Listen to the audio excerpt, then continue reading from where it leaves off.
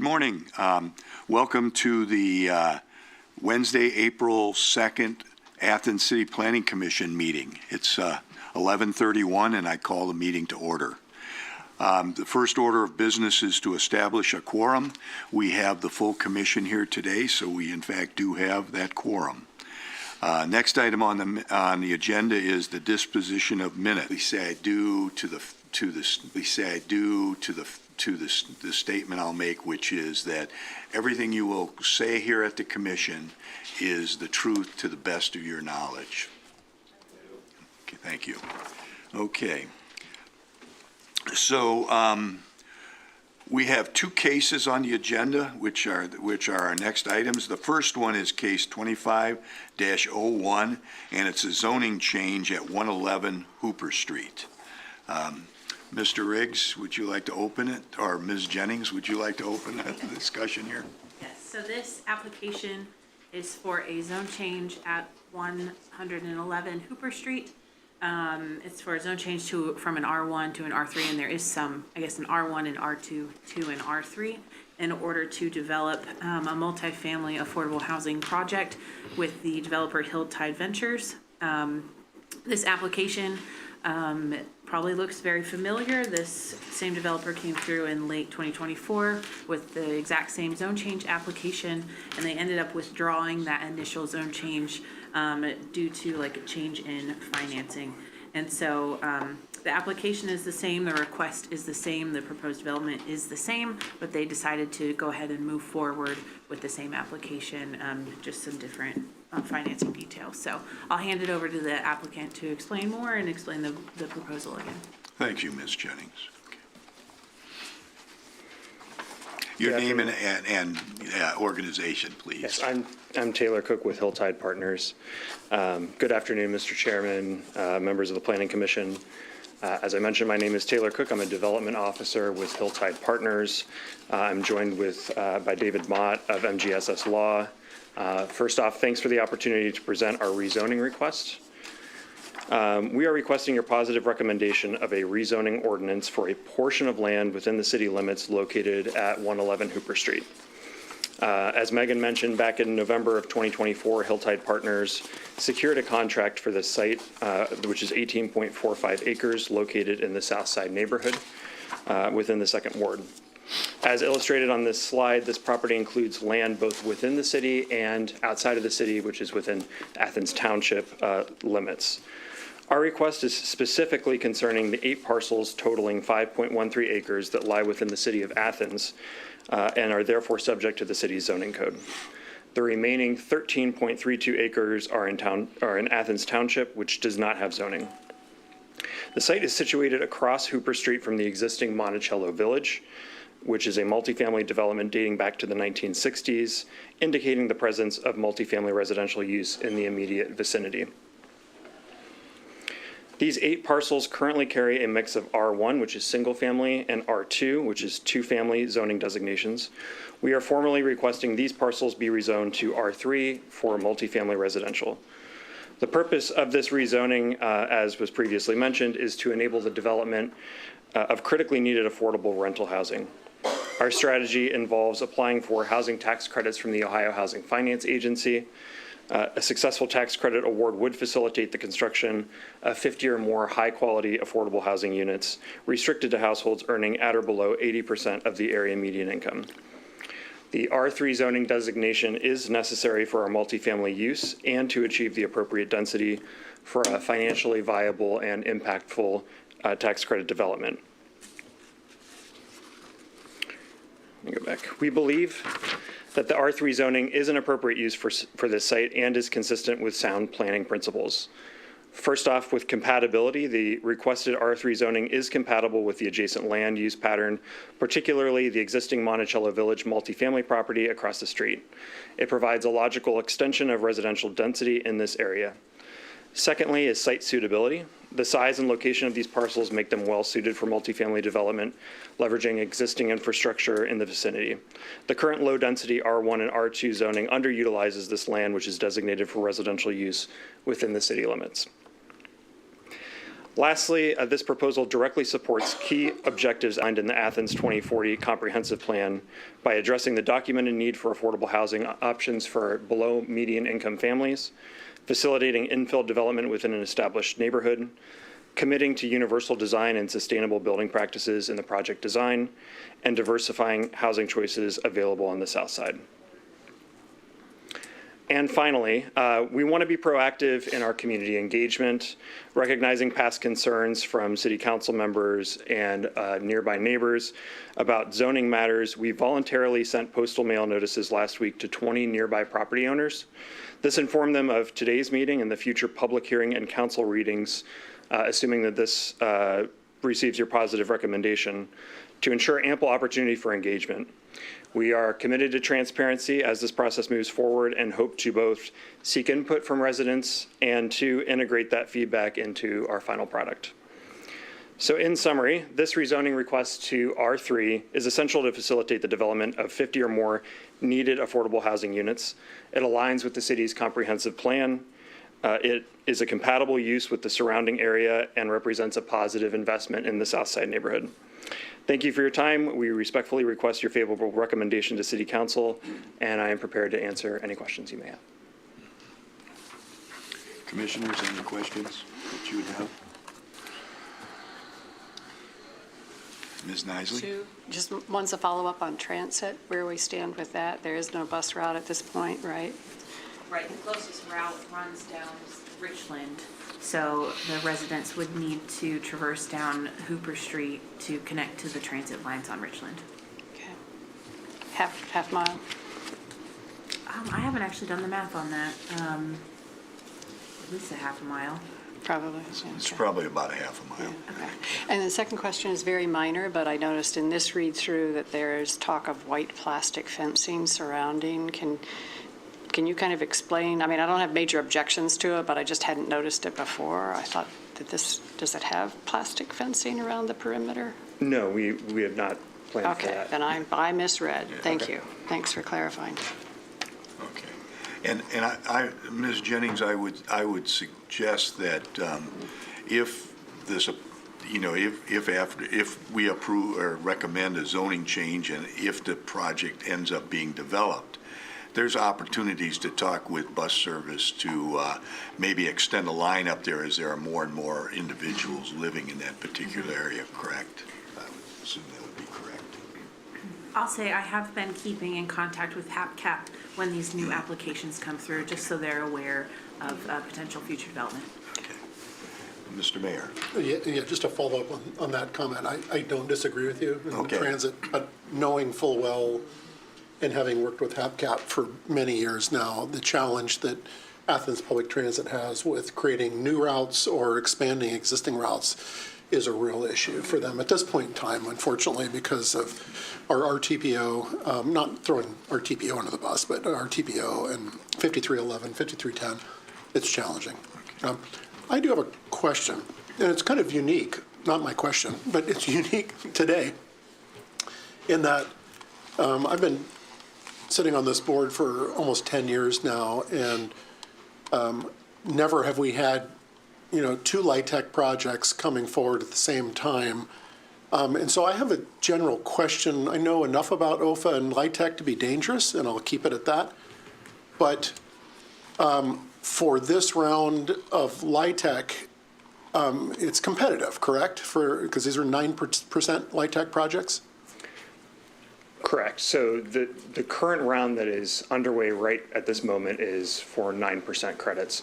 We are planning to apply for this new resource that was established about a year ago called the State LIHTC. So it pairs non-competitive 4% credits with this new state level credit to approach the level of resources that a 9% credit would.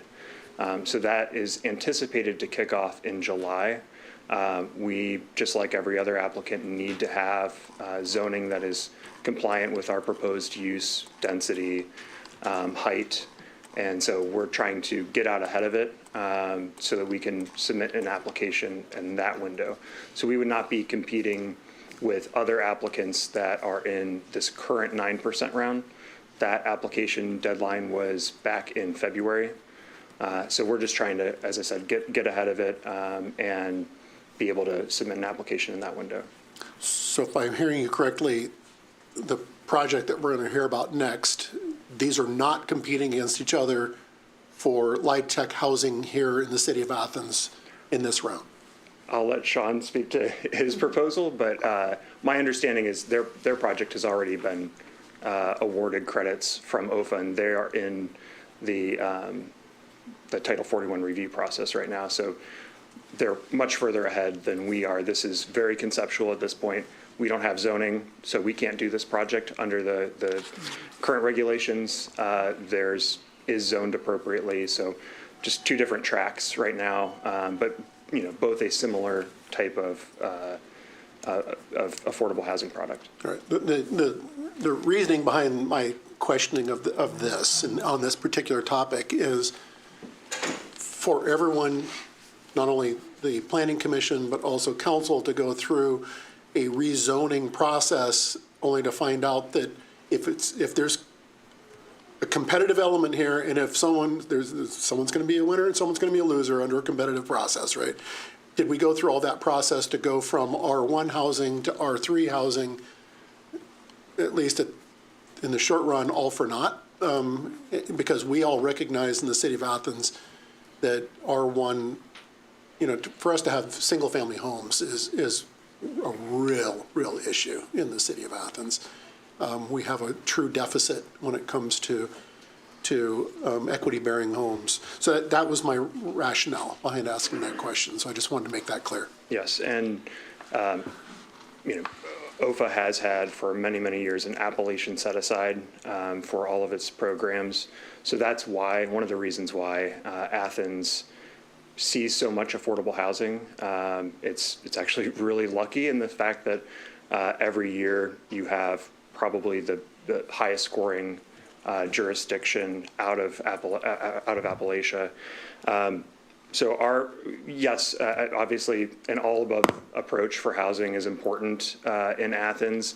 I will say for our market study that we had commissioned for this project, the capture rate, which means the percent of income eligible householders as a percent of the units that we're going to bring to market, was about 6%, which anything under 8% is a really important investment in affordable housing. That just means that you can't really build enough affordable housing right now. This year, according to the American Community Survey, was the first year in which the median renter income as a proportion to median rent costs in Athens hit 50%. And that's compared to the state of Ohio, it's 28%. So there is a real affordable housing crisis in Athens, and it's absolutely, homeowners as well as renters. Thank you. Yes, Mr. Stone. Mr. Chair, I want to go on record with a comment specifically, and I in concept, I approve of the idea of changing the zoning, and so as we go forward here, barring some other information, I probably intend to vote for recommending the zoning change. However, 6 months from now, or 9 months from now, or whenever we're sitting here doing a Title 41 review, I want you to be aware that I have concerns about the sewer capacity in this area, particularly about the gravity sewer that goes underneath US 50 and 33, and the ability of the city of Athens sewer in this area to support development of this density and this amount and move that underneath. So the due diligence for your design will be absolutely critical when the time comes. Additionally, we've talked about pedestrian infrastructure and access to transit. We know that with this type of housing, that car ownership is not necessarily the case for all residents, and that will be something that we will expect to be addressed when the time comes. Absolutely. Yes, Ms. Nisley? Another kind of general question, and it's just sparked in me because of lighting that happens around the city. And I know, I haven't moved forward on it, but I'm really interested in seeing us get dark sky designation someday and working with the Environmental Sustainability Commission, but that's for another task. But my question is, with this development going in, what kind of regulations we have in place for downward lighting? Because I know, like our hotels around the highway, the spotlights are out, to the driver, face out, and it's really glaring. So I'm thinking this many more units, so maybe code can help me with that. Yes. Mr. Chair, we can and do address that on all these developments. We have a outdoor illumination requirement of not more than 1/10 of a foot candle at the property line, and we do ask for photo illumination or illumination plans as part of this design. Okay. You'll see this come about when they come back to the Okay. Title 41 Okay. level, and that'll be one of the things that they'll be required to do is to provide a photo illumination plan and not exceed our minimum 0.1 foot candles at the property lines. So Okay. we do take care of that. Thanks. Any other comments from the commission? Mr. Phillips? No? Okay. I guess everybody, okay. Thank you. So are there any people who would like to speak to this particular project? Yes. State your name, organization, and address if it's in the city of Athens. Thank you. David Mott of Malika Golf Sloan and Sillery, legal counsel for Hilltide Ventures. Mr. Mayor, I just wanted to speak to your comment. I appreciate the concern about over-zoning for things that may not happen. This is ultimately, I think, a question for the law director's office, and I am by no means an expert, but my understanding is that city council has the ability to conditionally rezone property, such that it could say, well, we have these 2 or 3 competing applications, they all need rezoning, only one is going to award it. Okay. We will approve rezoning, but only if you receive the award. So then you would have whomever receives the award get the rezoning, the others remain whatever their current designation is, and the city maintains maximum flexibility for future uses. Thank you. Did that generate any questions? It did, actually, and Oh, good. somewhat ancillary. Go ahead. So it's somewhat of an ancillary question, and this is maybe trying to seek your intent, whether it be yours or, the additional parcels that are part of the purchase agreement that are outside of the city limits.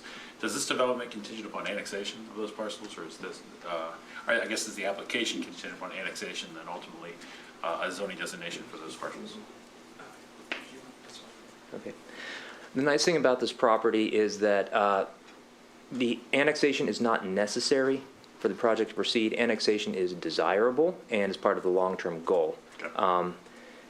With all of the property right there, my client would like to close on it, acquire all of it, and then once this project is done, they can look at what's left there and decide, what can we do here that's of benefit to the city of Athens, that's of benefit to Hilltide, and continue with appropriate development in that area. Sure. And it may be that, you mentioned your sewer capacity concerns. Further development beyond the apartments might not be appropriate, or it might be appropriate down the road once capacity can be increased. But the goal is to eventually annex that property. If annexation doesn't go through, it's not critical to the project. It's important to note that annexation would be required for extension of services, whether it be water or sewer. Yes, annexation would be required to extend services to the additional parcels. Okay, very good, thank you. Any other comments from community? State your name and address, please.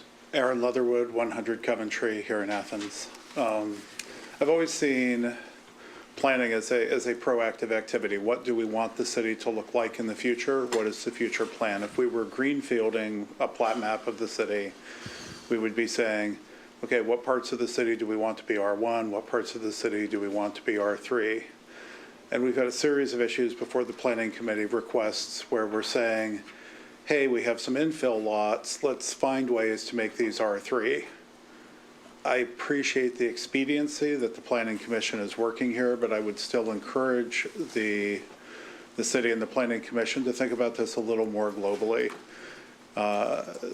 This location is between the highway and the river. The highway creates something of a barrier in many respects. In that sense, it's a little bit closer to the ridges. It's a little bit closer to the amenities that are and can be made available on the near end of Richland. That said, when I look at the proposed zoning map for this site, I see this R1 donut that sits in the middle of R3, a B zone, everything else.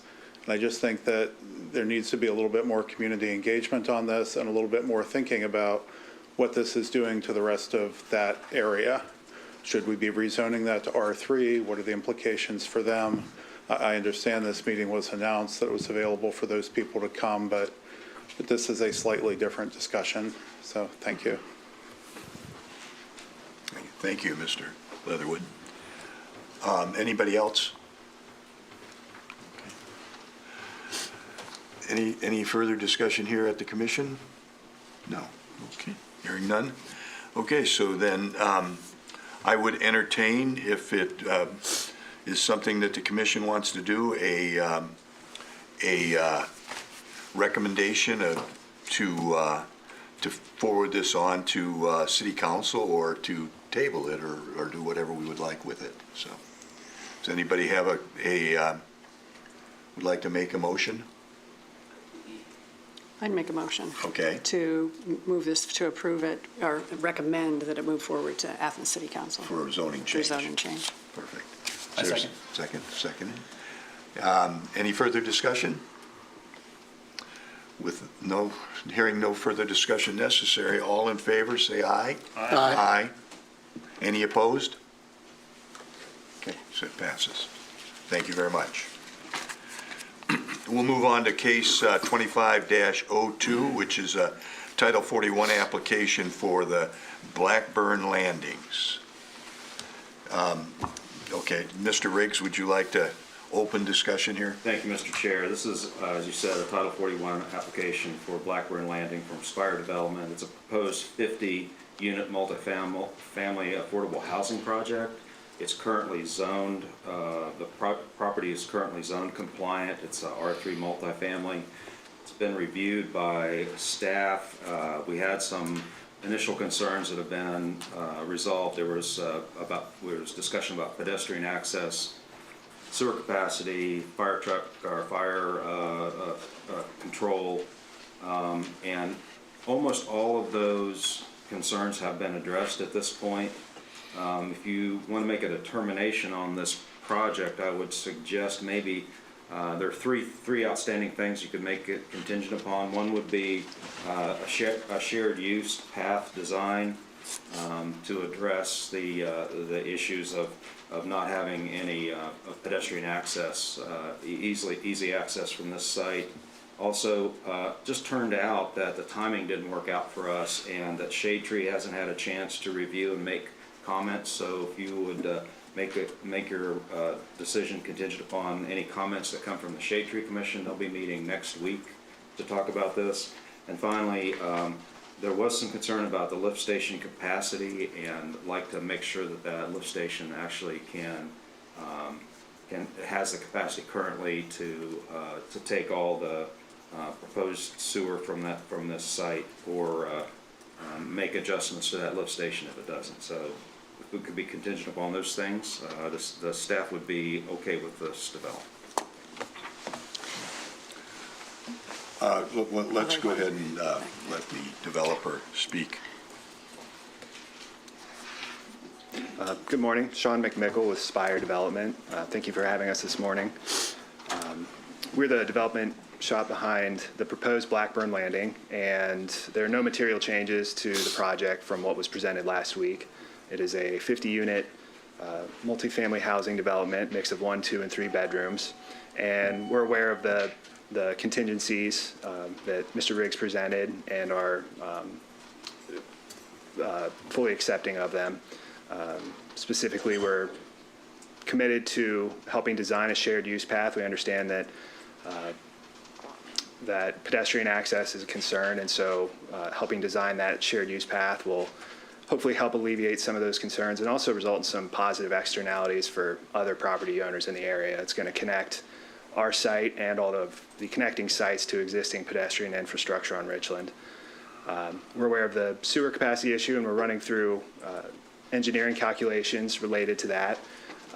And if the current lift station capacity does not satisfy our 50-unit development, we can help upgrade the pumps and upgrade the lift station to make sure that it does have adequate capacity.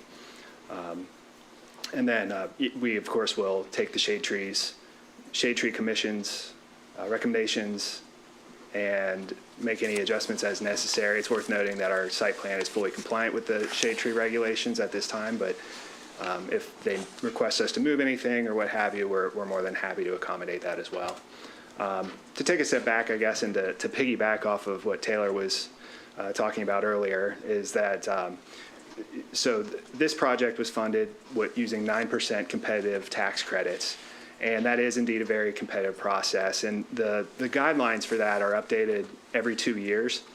And so this project was funded, it was selected for funding consideration in 2024.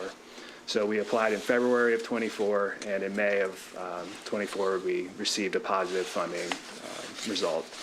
So there may be some confusion that we also subsequently applied for a potential second phase down the road, but that's nothing but pure speculation. That was part of the 25 funding round.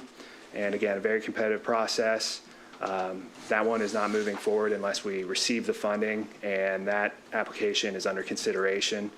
Regardless, these 50 units are an independent development, not contingent upon any sort of second phase. It's its own project and self-supporting. If we are lucky enough to receive funding for a second phase down the road, we would be subject to further engineering and site plan approval reviews at that time. Again, that one's just pure speculation at this point, just a funding application, nothing more. I would also note that, that as I mentioned, it's a 2-year guideline, and so those competitive tax credits, this was the last funding round on that. So the state will be rewriting those guidelines in their entirety. And so these particular areas of town likely will not continue to score into the future. So I don't think the city of Athens will continue to be inundated with zoning requests in this census tract moving forward, as the state, it's a desirable resource. It's limited, very competitive, and communities want these projects because they provide a social good and they provide investment and housing infrastructure. And so the state goes to great lengths to ensure that those are distributed where they're needed most across the state. And given the high volume of recent funding awards in the community, I wouldn't be surprised if they start to look elsewhere. But regardless, that's not the purpose of this. This is fundamentally different from other presentations we made in that this site is fully zoned for this proposed use for the 50 units. And we're in full compliance with the zoning. We're addressing pedestrian concerns. Another topic I'd like to just touch on is at the last meeting, there was discussion about traffic in the area, along US 50 in particular. And if you look at Institute of Transportation Engineer analysis, that's the gold standard for traffic analysis. If you look at 50 units of affordable housing specifically, the peak hour trips and the PM hours, that's 25 trips an hour. That's the peak hour. That would be the most in a 24-hour period, 25 in 1 hour period. And so the Ohio Department of Transportation Safety Guidebook doesn't require a traffic impact study unless you are peaking 200 trips. I want to make sure I have that correct. Yeah, so a traffic impact study is 200 trips. A traffic analysis is 60 trips. So we are well below that at 25. And so, with that, we are, it just puts into perspective that this is a very small scale development. When you're talking about multifamily development, we're not developing hundreds of units. We're not putting in a large subdivision with huge traffic implications. We're talking about 25 peak hour trips with this proposed development. And so with that, that concludes my remarks, and happy to answer any questions that may have come up since our last meeting. Thank you. Any questions? Ms. Nisley, did you have a question? It was partially answered. Okay. But it was basically about the lift station and the capacity for that. And I heard that you said that the developer would help share the cost. And That's I'm just correct. wondering, we've had other improvements that ended up at one level, and then, as many other projects, they had higher costs in the end to fix some of our problems. So the lift station that serves this particular area of the city is what we call the 50 West lift station. And it sits in between US 50 and Westfield Place development, kind of down in that low area there. And so everything, once you get over the Blackburn Hill, gravity feeds down to that particular lift station, which then pumps it up to the intersection at Blackburn and US 50, and then goes gravity back into the city. There are 2 pumps in that lift station, and it's an older station. It's possible that the addition of these units could make the pumps too small. In which case, we've spoken to the developer about helping the city upgrade those pumps. I don't see a requirement for them to replace the whole lift station, because that's a pretty sizable cost. And that would be, probably inappropriate given, it's just for this one development, given it serves a much larger portion of the city. But if it puts it over the limit, increasing pump size is something that is not horribly expensive. It's not particularly expensive at all, but, that would be something we would want the developer to help carry. Thanks. That answer your question? It does. Thank Okay. you. Any other questions here from the commission? No? Hearing none. Well, thank you. Thank you. Is there some public comment that people would like to make? Yes, ma'am. State your name and address, please. My name is Angie Slay. I'm the community manager at River Annex Apartments at 2 Andover Road. One of our main concerns with the project is the traffic going through the right of entry through our parking lot. And if you look at the distance between the pull out of the parking lot and the stop sign, it may create some traffic issues there of backing up from the highway, the turn lane. I myself have almost been hit there with people not being patient of pulling in because people coming down Andover will block that entrance. So that is our main concern. And with our residents there that live in the front 2 buildings, with the extra traffic coming down through there, and we have no control over those residents from the other property. But of course, they may be able to tell them you have to go a certain, mile per hour through there to be conscious of the families and things that may be in the parking lot. The bus does stop there, but it does also stop on up the road, which is a safer place at the other entrance to our property. If that would increase foot traffic through the property in order to get to the bus, that's not as much of an issue. It's the cars, the extra traffic, and right there at the end of Andover is so congested.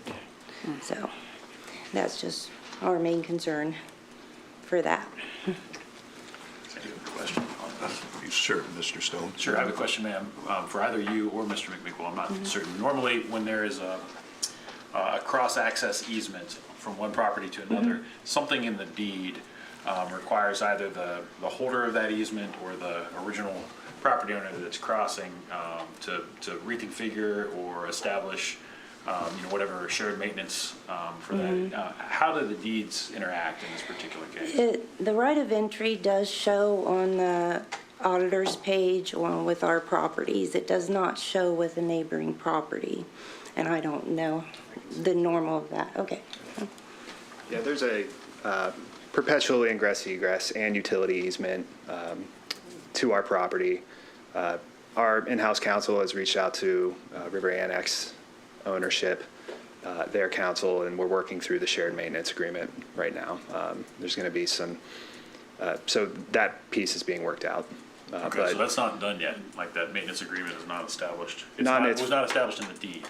Correct, yeah, that was not established in the existing deed, but the access, ingress, egress, and utilities is, and there's also some encroachment issues of things encroaching on our property, and so that we're working through all of that. None of our site design is affected by any of those discussions. So it's simply a matter, we're just trying to be good neighbors and establish the shared maintenance agreement. Does the ingress egress easement specify like a legal description of where it sits, or is it just across the property you can go across it? How specific is it? It specifies where it sits, yeah. And are there parking spaces in the way right now?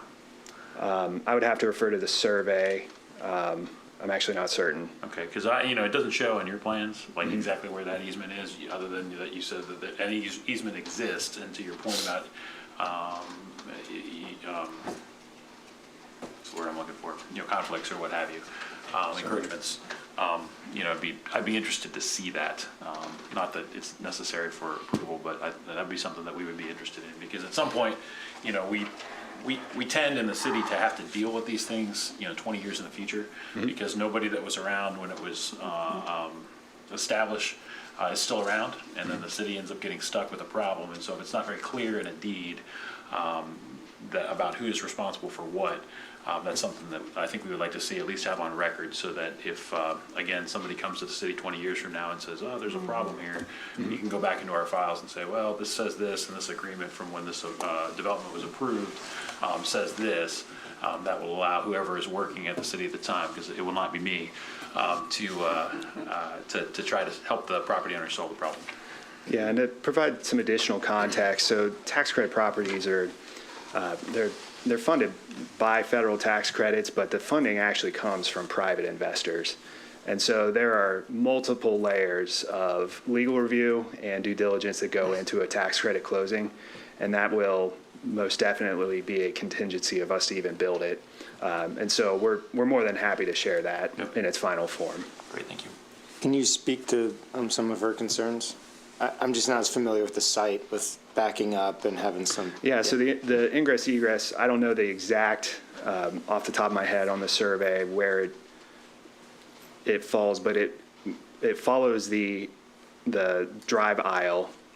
I just don't know if it overlaps any parking spaces, but it follows the drive aisle to the current drive that goes up the hill for Blackburn Landing, 142 Albany. So it goes through the parking lot, in the drive aisle to Andover. So that's. Okay. Yes, Mr. Riggs. Just want, if I could just point out, Mr. Chair, there also may be some, this is not Blackburn Landing's project, but the River Annex, looks like there is some parking located in ODOT's right of way. It's not our issue, but some of that parking may or may not be okay the way it exists right now. Yes, Ms. Nysen. Does that question about that, the agreement warrant making it a fourth condition? I don't think that it does. I mean, it's really a property owner issue. I would encourage, ma'am, for you and to be in communication with your attorneys to as that's worked out, to bring your concerns forward. So it's not done in 3 states away between some attorneys that represent the property owners. I'm just thinking of, But as confirmation. Right, but as you said, at some point it conceivably could become a city issue, and so we obviously, he seems Sean seems very much in tune with making sure we have that information, so. Yeah. Yes, Mr. Mayor. Mayor. Thank you, Mr. Chair. David, Director Riggs, I'm glad you mentioned that, because I wasn't aware of that. That sheds a whole different light on not necessarily this project and your right-of-way, but the parking lot unto itself is interesting. So again, the manager of Rivergate Annex, you've got multifacets that you have to manage somehow, some way in terms of that particular parcel, but. To that point, sir, that does bear on the sidewalk design, on the shared use path design, because that shared use path will have to go behind the US 50 right-of-way fence, not necessarily where the right-of-way fence exists now, but because we can't build it on the other side of the fence. And so as we work together on the start of a design that we would take over and then take to fruition for a shared use path, where that sits relative to the US 50 right-of-way, because we're going to have to build in the US 50 right-of-way. I would like to add that the river annex parking, if they encroach in US 50, we are still able to design a pedestrian path on our property onward. It would just simply be on their property going further away from the city. Sure, I know. Yeah. I mean, it's, that much, right? Yeah. On a thing. So it's not a whole lot. Part of my goal is to, because we're not making you build it just for your property. You're not making you build it, right? We're just having you start a design for us so that we can seek external funding in order to get this built. But when we go to do that, it's going to serve that whole area of the city, to include River Annex, to include Westfield Place, to include whatever the apartments are across, I don't know what they're called, the other side of Andover. But all of those, we want to serve that whole portion of the city. So, Of course. Thank you. Not a question, just a comment. Mr. McNichol, I really appreciate your really kind of describing more LIHTC. I've given, you know this, I've mentioned this before, that I've given testimony in front of OFA several years ago about the true need for affordable housing, and that being LIHTC projects for workforce housing. Certainly we need it for senior housing as well. We've been less successful in that category, but we do have some that are here in the city of Athens, which was a Woder Cooper project from years ago. Recognizing that we have seen real growth when it comes to workforce housing here in the city of Athens, because there is true need here. So I appreciate you being on record, especially since we have the press right here, talking about, that whole process and the fact that things can change over time to where those census tracts no longer are the ones that are being identified as those scoring high. A little discouraging for me because, again, I look around and I see the amount of services that are provided here in the city of Athens, and that means there's a lot of individuals who are working at that qualifying income level and looking for an affordable place to live in our community, where we recognize right away that a lot of our rental units here in the city of Athens are, there's a lot of competition going on. There's a lot of need because of the student body at Ohio University, especially when they become juniors and they move off campus. But that puts extra strain on our workforce here in the city of Athens looking for affordable place to live. So I appreciate you adding a little more clarification to that when it comes to LIHTC affordable housing. Thank you. Any other comments? Okay. Rob, raise your right hand.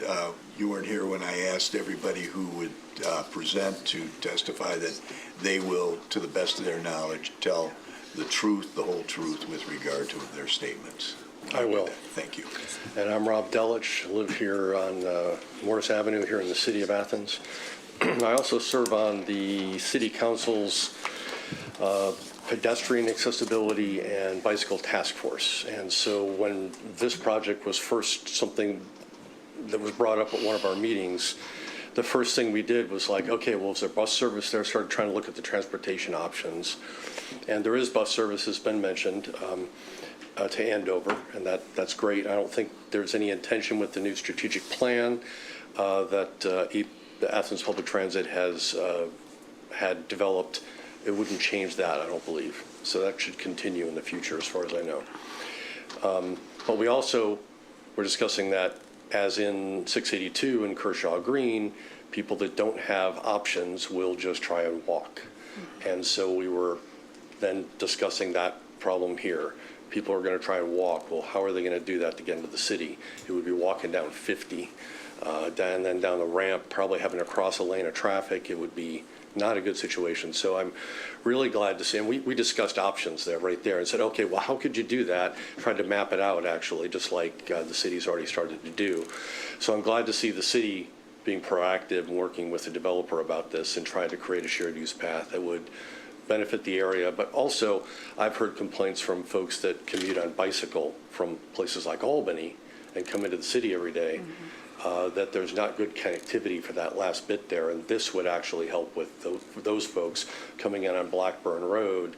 Instead of having to go across the street and climb a big hill to go through the ridges, they could then take this path down into the city. Be a big improvement for those kind of options too. So I see it as the beginning of maybe connectivity up Route 50, which the county's talked about for years, is something they'd like to see. So Thank you. Thank you, Rob. Any other comments? Mr. Leatherwood? Aaron Leatherwood, again, 100 Coventry. So Spire Development has characterized this project to the state of Ohio as a $13 million project. I noted that it was characterized as an $8 million project on the application to the city of Athens. If we add that to the $19 million project that's proposed for this coming year for Blackburn Landing 2, this is a $32 million project with 100, right around 130 beds. Athens City Code requires, and I want to take a moment and say, we run the risk if we say this isn't one project for purposes of thinking about this, we run the risk of inviting developers in the future to piecemeal their projects to stay under city requirements. The city requirement for traffic analysis is that if there are 100 trips an hour or 500 trips per day, a traffic study is required. This is defined by I'm going to get this slightly wrong, but the Institute for Transportation Engineers. They have a manual that they put out. I looked up the manual. I looked up the use code for multifamily projects. It says use code 220 in that manual. And they give factors. So you take the number of apartments, you multiply it by in the ballpark of 0.4, 0.5, and you get peak daily trips per hour. Their multiplier for average daily trips per hour is in the 6.5 range. You take the 6.5 number, you multiply by the total number of beds, and you're somewhere in the 800 trips a day range. This is above the 500 trips per day that would require a traffic study, and I'm encouraging the Planning Commission to require a traffic study for this site. This may seem like a technical requirement. I think it is a safety requirement. I drove out there yesterday and nearly got rear-ended trying to make a turn off of the highway onto Blackburn Road. Blackburn Road's a safer place to be making a turn onto than Andover, because by the time you're making a turn onto Andover, you're past the top of that hill. I think this is a very dangerous place to be putting in additional vehicles, and I'm not saying don't do it. I'm saying this is dangerous. And the only place in all of that where you have decent visibility is at Blackburn Road, because you're right at the top of the hill. You can look down the left side of the hill and see traffic. You can look down the right side of the hill and see traffic. Blackburn Road's not great, but maybe ODOT could be convinced to put in a traffic light there. Or maybe there's some other option. I'm saying it should be studied.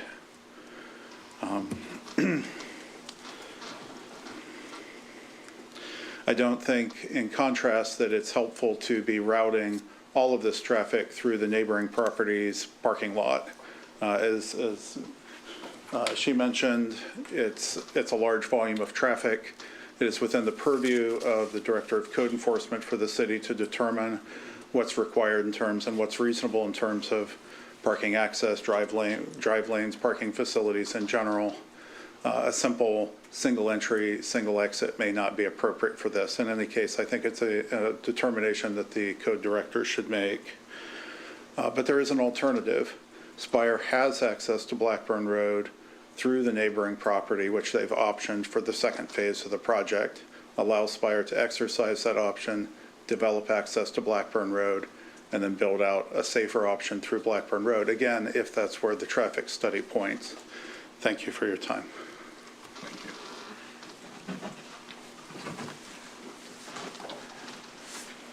Anybody want to react or, yes, Mr. Latch? And Rob Delich, live on Morris Avenue here in the city. So I've brought up safety concerns at Blackburn, the Blackburn intersection. There was a fatality a couple years ago. And it's an at-grade crossing of a highway.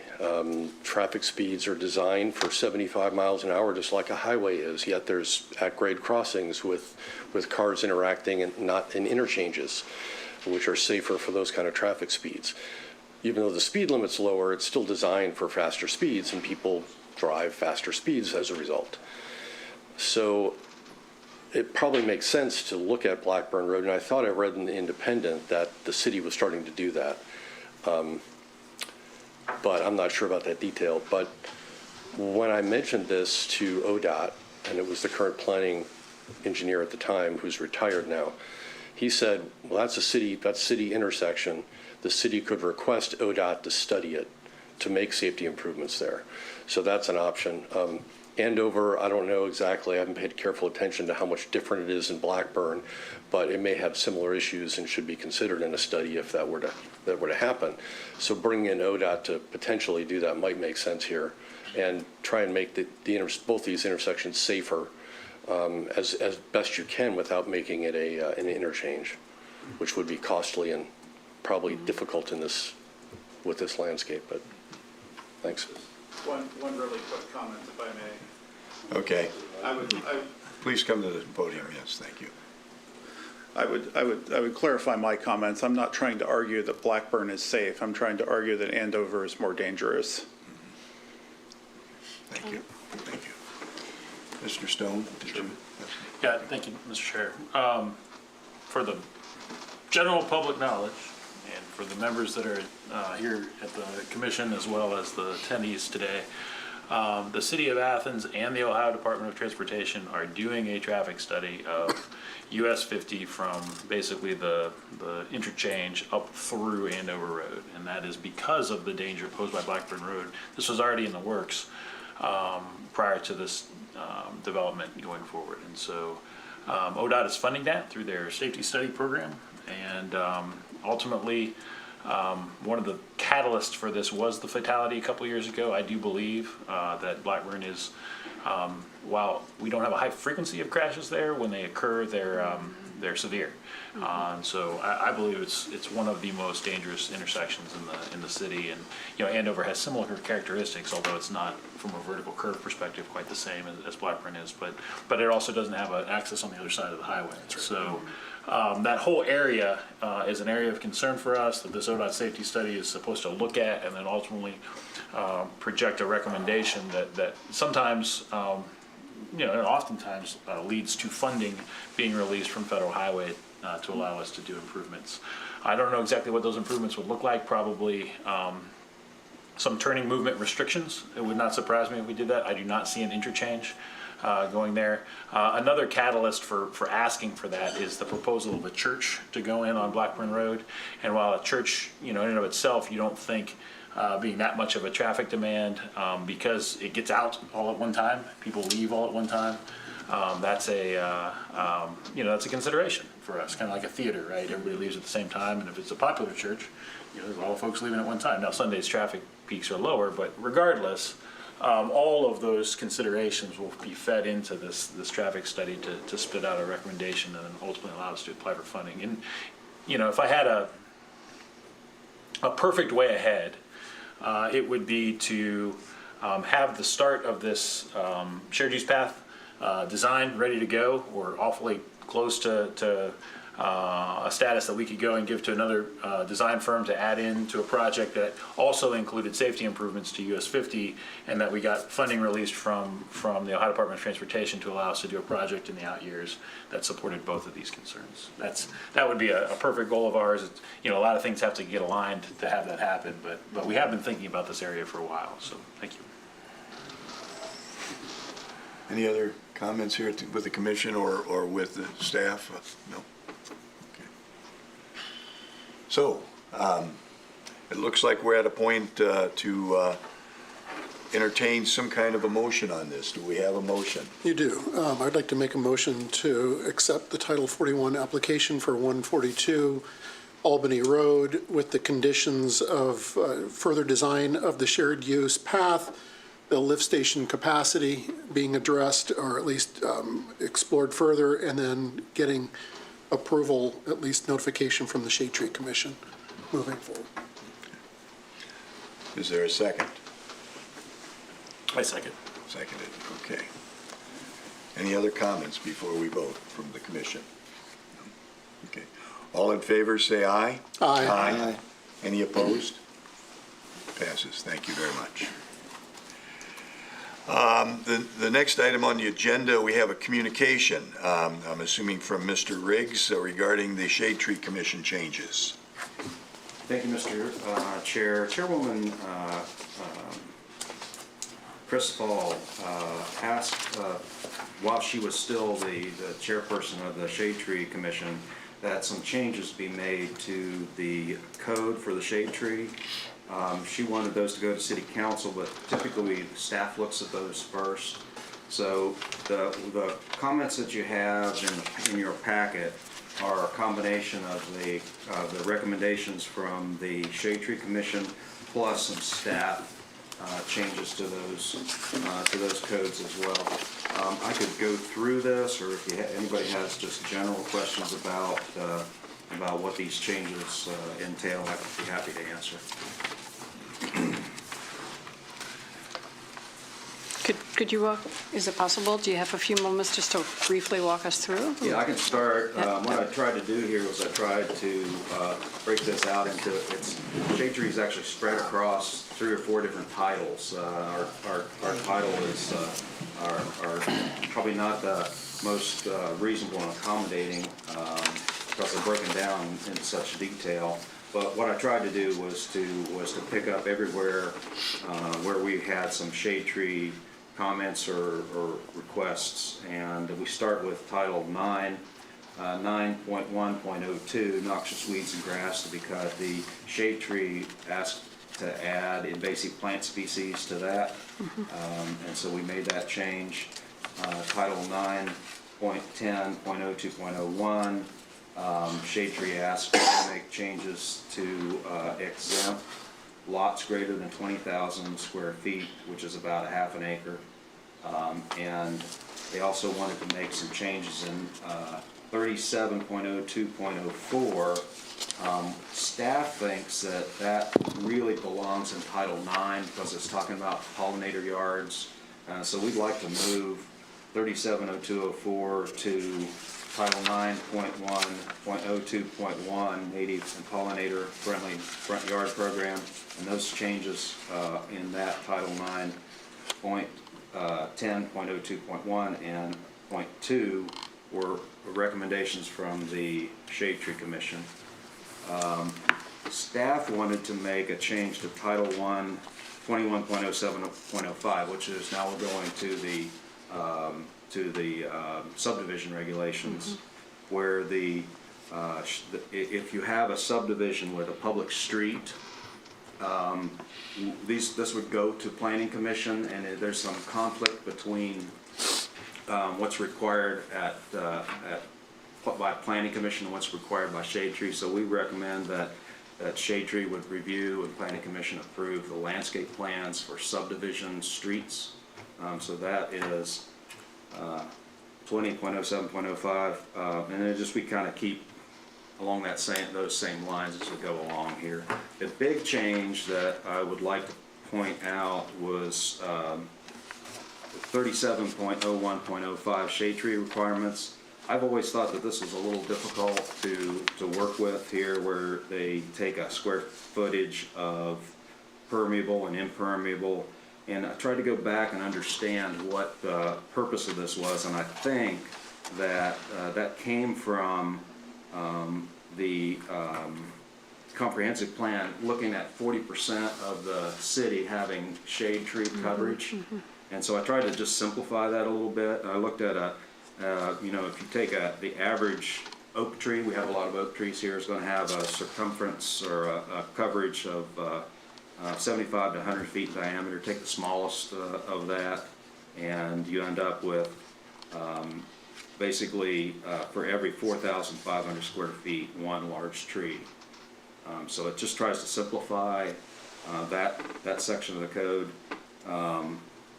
Manufacturing and developments, if you go down to 37.01.05E, that was a recommendation from the Shade Tree Commission to exempt manufacturing zones from the landscaping plan.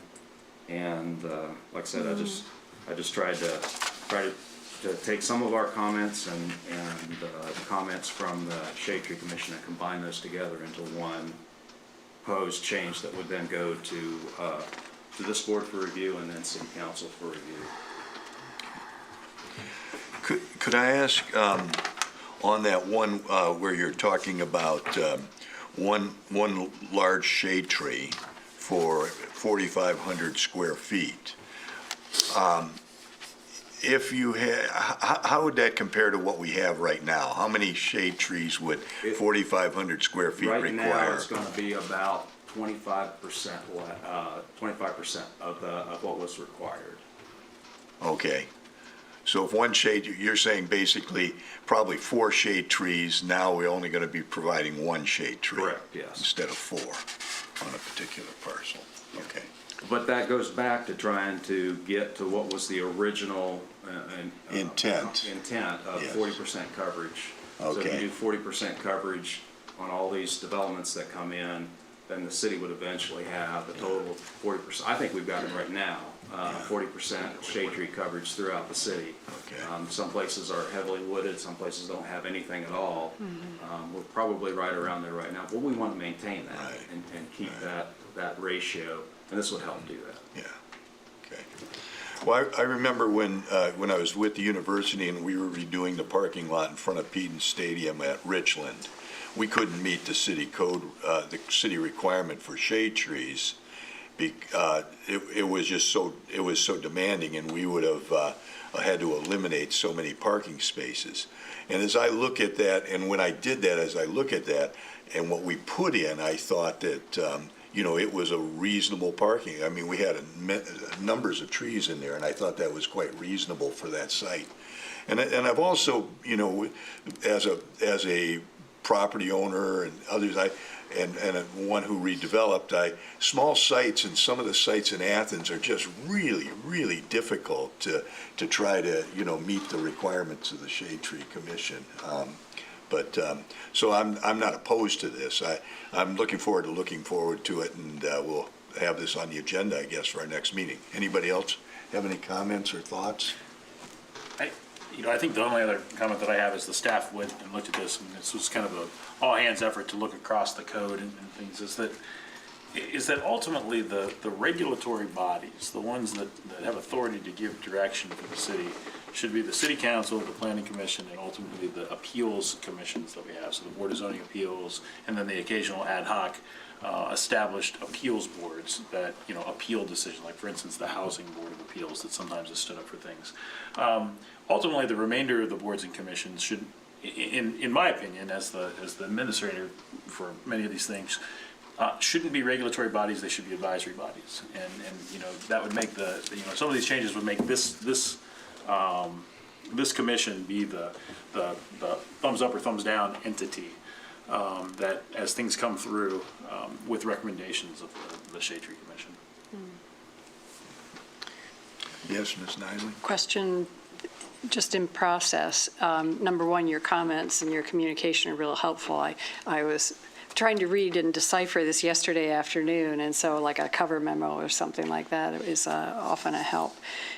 So I'm very reassured to know that Planning Commission or Shade Tree Commission's already looked at it, and that all hands have been looking at this.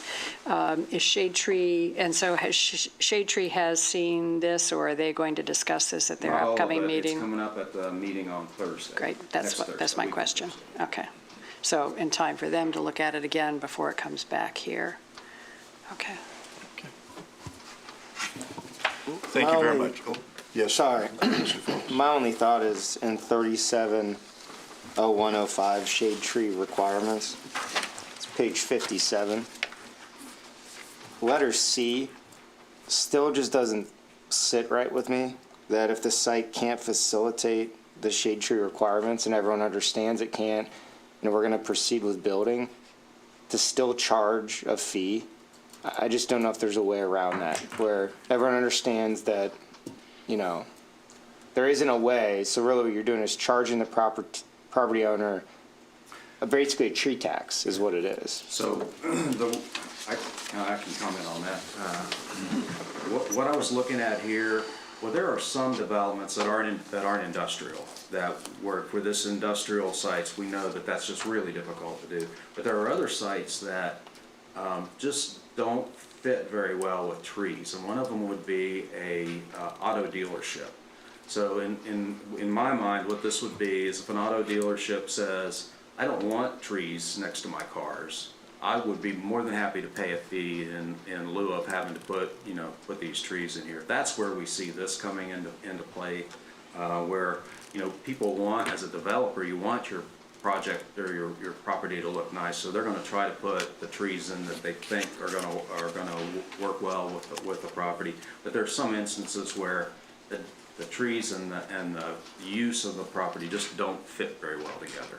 So this would be one of those cases where you say, look, we really don't, we'd be willing to have you plant trees somewhere else and let us just put our development in the way we think is best.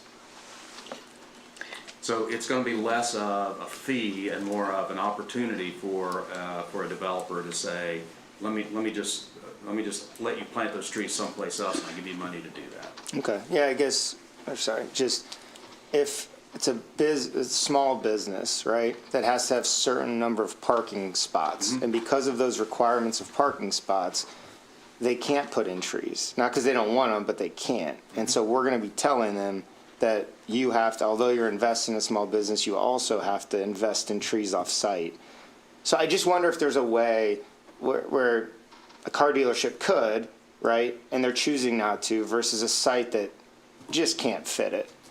Larry Conrad's old building, they were able to fit quite a few there, but that was one that I looked at as, so they're required to have parking, they're invested in upgrading a building, and yet we might be charging them to plant trees off-site. Sure. Anyway, it's just something as we're looking at this, I just wanted to call out that. Sure, yeah. But I get your point about a dealership or something like that. That makes sense. Thanks. No, it was just a thought I had. Sorry, Mayor.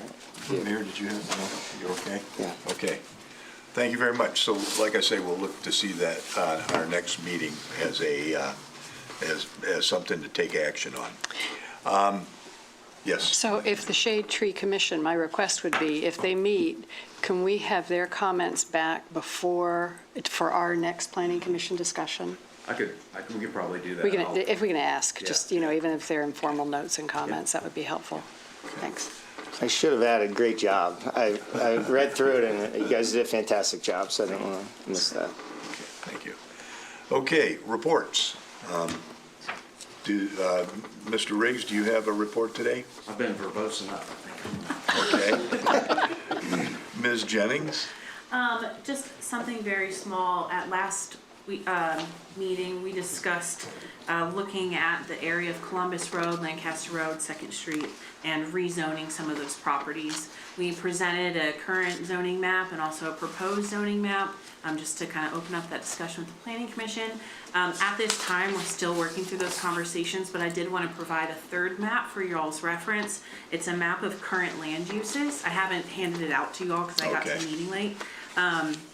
But the county auditor, records land uses per parcel. And so I have mapped this area and the land uses that the county auditor has assigned. So I have paper copies for you all here, and I'll provide one to Monica as well for the record. And I provided one to GTV as well, so they can pull it up on the screen. But just a resource for you all to continue thinking about that discussion and what rezoning may need to happen in this area of town. So. Thank you. So the next item on the agenda is an opportunity for any citizen to speak about an item not covered on the agenda. Do we have anybody who would like to speak?